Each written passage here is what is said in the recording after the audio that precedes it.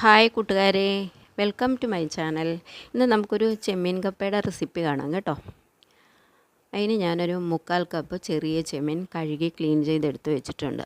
അതിലേക്ക് ഇഞ്ചി വെളുത്തുള്ളി പേസ്റ്റ്, മഞ്ഞൾപ്പൊടി, മുളക് പൊടി, കുറച്ച് ഉപ്പ്, ഇത്രയും കൂടെ ചേർത്ത് നമുക്ക് നന്നായിട്ടൊന്ന് മിക്സ് ചെയ്ത് ഒരു 10 മിനിറ്റ് നമുക്കിത് മാറ്റി വെക്കാം.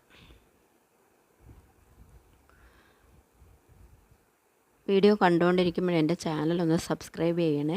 ഇനി നമുക്കൊരു ജാറിലേക്ക് ഒരു 3/4 കപ്പ് തേങ്ങ, അതിലേക്കൊരു 10-12 കഷ്ണം ചെറിയ ഉള്ളി, ഒരു 1/2 സ്പൂൺ പെരിഞ്ജീരകം, ഒരു തണ്ട് കറിവേപ്പില, കുറച്ച് മഞ്ഞൾപ്പൊടി, ഇത്രയും കൂടെ ചേർത്ത് നമുക്കിതൊന്ന് ക്രഷ് ചെയ്ത് മാറ്റി വെക്കാം. ഇനി ഒരു ചട്ടി ചൂടാകുമ്പോൾ അതിലേക്ക് ഒരു 2 സ്പൂൺ വെളിച്ചെണ്ണയിൽ ഇത് ഉണ്ടാക്കുന്നതാണ് ടേസ്റ്റ്. വറ്റൽ മുളക്, കടുക് ഇതിട്ട് മൂത്ത് വരുമ്പോഴേക്കും ഇതിലേക്ക് ക്രഷ് ചെയ്ത ഇഞ്ചി വെളുത്തുള്ളി നമുക്ക് ചേർക്കാം. അത് മൂത്ത് വരുമ്പോഴേക്കും കുറച്ച് കറിവേപ്പില കൂടെ അതിനകത്തേക്ക് ആഡ് ചെയ്തതിന് ശേഷം നീളത്തിൽ കനം കുറച്ചരിഞ്ഞ 1 കപ്പ് സവാളയാണ് അതിലേക്ക് ചേർക്കുന്നത്. അതും ചേർത്തൊന്ന് വഴണ്ടി വരുമ്പോഴേക്കും നമുക്ക് കനം കുറച്ച് അതേപോലെ നീളത്തിൽ തന്നെ അരിഞ്ഞ അധികം പുളിയില്ലാത്ത ഒരു തക്കാളി കൂടെ നമുക്ക് അതിനകത്തേക്ക് ആഡ് ചെയ്ത് കൊടുക്കാം. ഒരു പച്ചമുളക് വലുത് അതും കൂടെ കീറിയിട്ട് കൊടുക്കുക. അധികം എരിവില്ലാത്തതാണ് ഈ ഇതിന് നല്ലത്. ഇനി മഞ്ഞൾപ്പൊടി, മല്ലിപ്പൊടി, ഗരം മസാല ഞാൻ വീട്ടിൽ തന്നെ ഉണ്ടാക്കിയതാണ്. ഇത് അധികം മസാല ചേർക്കരുത്, അത് കുത്തലുണ്ടാവും. ഇനി നമുക്ക് ഇതിൻ്റെ അകത്തേക്ക് മാരിനേറ്റ് ചെയ്ത് ചെമ്മീൻ ആഡ് ചെയ്ത് കൊടുത്തിട്ട് ഒരു 5 മിനിറ്റ് അതൊന്ന് വേവിച്ചെടുക്കാം.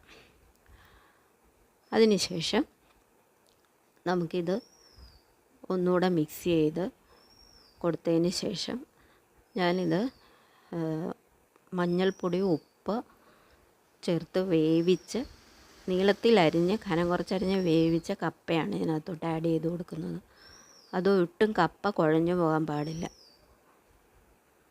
എന്നിട്ട് അതൊന്ന് അടച്ചു വെച്ച് ഒന്ന് വേവിച്ച് എടുക്കുക. അതിനുശേഷം നമ്മൾ ക്രഷ് ചെയ്ത നമ്മുടെ അരപ്പ് അതിലേക്ക് ആഡ് ചെയ്ത് കൊടുക്കാം. അതിനുശേഷം അതും 1 മിനിറ്റ് ഒന്ന് അടച്ചു വെച്ച് എല്ലാം കൂടെ ഒന്ന് മിക്സ് ചെയ്തതിന് ശേഷം കുറച്ച് കറിവേപ്പിലയും കുറച്ച് എണ്ണയും കൂടെ ഒന്ന് തളിച്ച് നന്നായിട്ട് ഇളക്കിയെടുത്ത് ചൂടോടെ ഉപയോഗിക്കാം.